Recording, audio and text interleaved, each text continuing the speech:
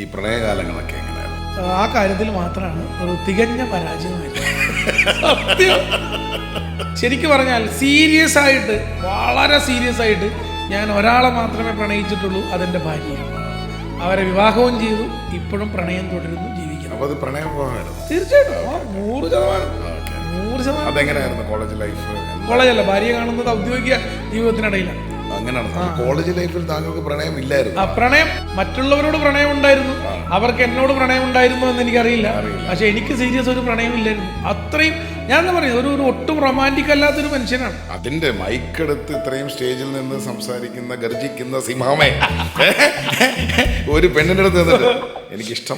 അതെ, എൻ്റെ കൂടെ സ്കൂളിലും കോളേജിലും പഠിച്ച ആൾക്കാരൊക്കെ നമ്മുടെ ഷോ കാണും, നമ്മുടെ ഈ ചാനൽ കാണും. നിങ്ങൾക്ക് ആർക്കെങ്കിലൊക്കെ എന്നോട് പ്രണയം ഉണ്ടായിരുന്നോ? താങ്കൾക്ക് തോന്നിയിട്ട് പറയാതെ വിട്ടത് കാണുമോ? ഇഷ്ടം പോലെ.